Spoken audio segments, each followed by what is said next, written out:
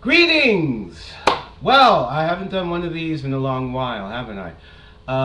Meaning one of these video logs. Well, it sort of seems vaguely appropriate for me to do a, well, I guess almost final, although I don't quite want to say it's the final one before I leave the country, because I leave tomorrow, and I'm going to Los Angeles. But I just want to say, well, I guess I want to kind of give you a bit of a tour around the apartment if possible.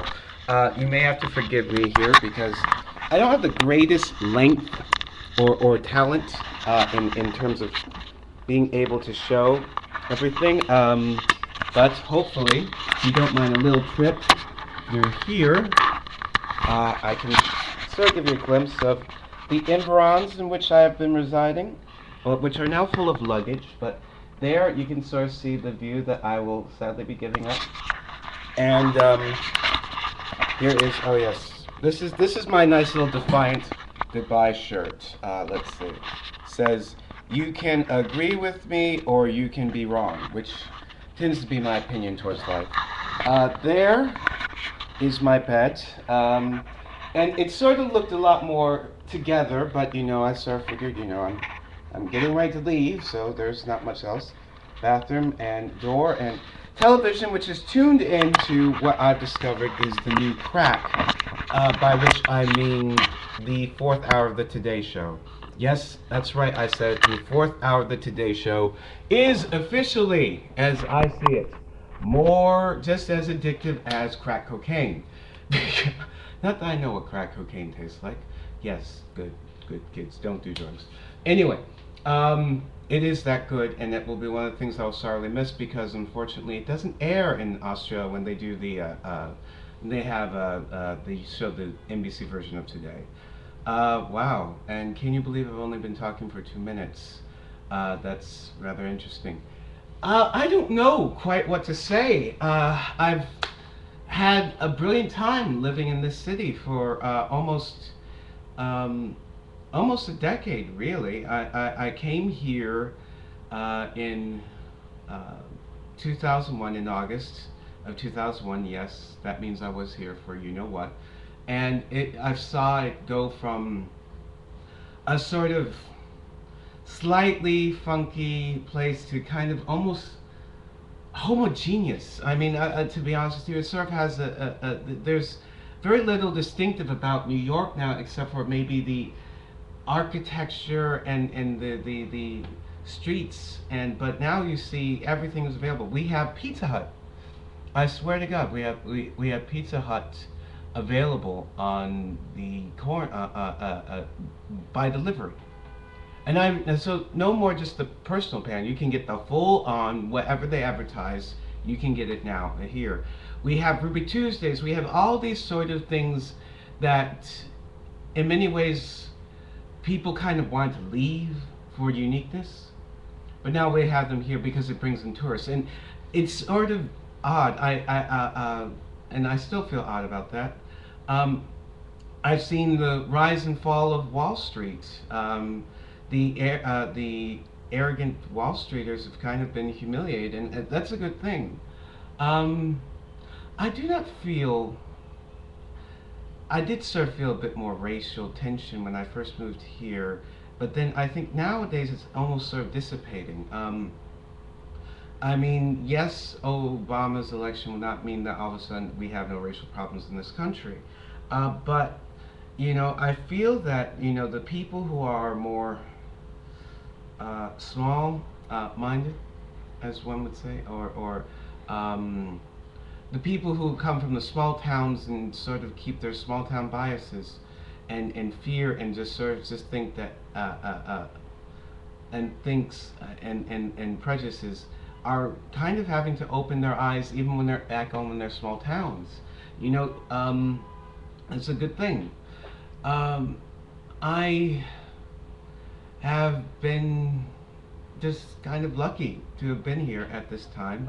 I still think it would have been more fun if I was here in the early 90s, but if I was here in the early 90s at the age I'm at now, that would put me over 50. and I'm just barely struggling to make it through 30.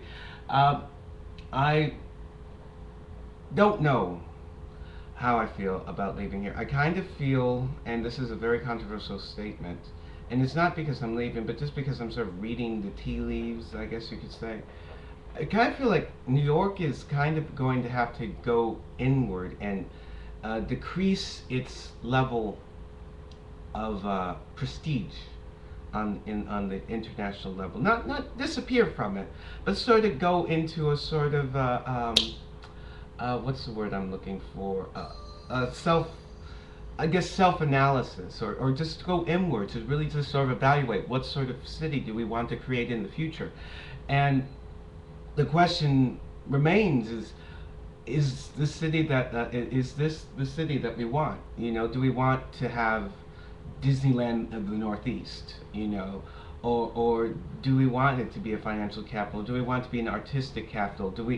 How do we merge those three things, the tourism side, the financial side, and the artistic side, together into creating a cohesive place where, if not all can be happy, but at least a significant majority can be happy, where it is possible to live in a good, decent place that, you know, we're not asking to live in the Hemsley Palace, although, quite frankly, 49th floor, I like it. I think it was overpriced, but I do like it. I think we need to ask ourselves, why can we not get more people to live in a sort of, and God Almighty, this is a very controversial statement, but why can't we sort of find more families able to live a Cosby Show lifestyle? Why do we have to have this 80-20% rule, which is obviously which I can tell you right now is being blatantly abused, and it still is. We need to find a way to balance everything. Personally, I don't trust a billionaire to solve that answer. I think, quite frankly, there's a lot of other reasons why people are voting for him. But I don't like the fact that he basically has turned his back on everything. I think he's a hypocrite, and I think that the sooner he gets turfed out, the better off we all are. But, you know, I'm not part of the electorate. I vote in Wisconsin.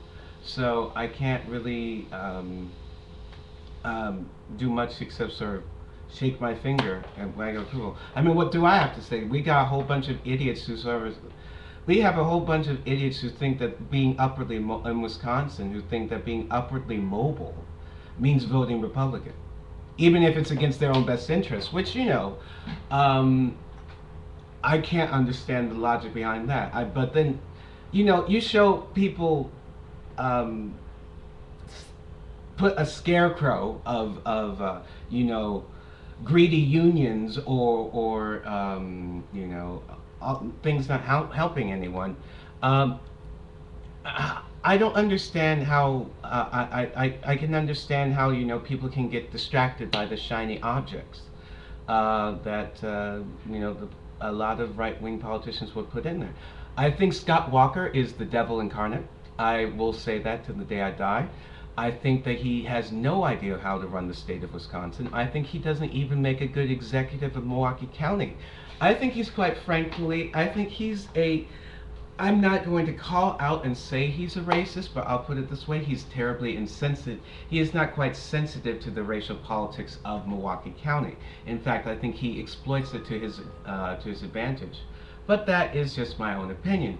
I think that, quite frankly, Jim Doyle is the best thing to ever happen to the state of Wisconsin for as long as I've been alive. Now, granted, I've not really lived under that many governors of the state of Wisconsin because Tommy Thompson was on there forever. But I truly believe that he is doing the best job, and I think that he does deserve to get re-election. I think that David Patterson actually is really going to do some great things, and if people could kind of... But, you know, here's the problem that I've often had as someone that lives as an American.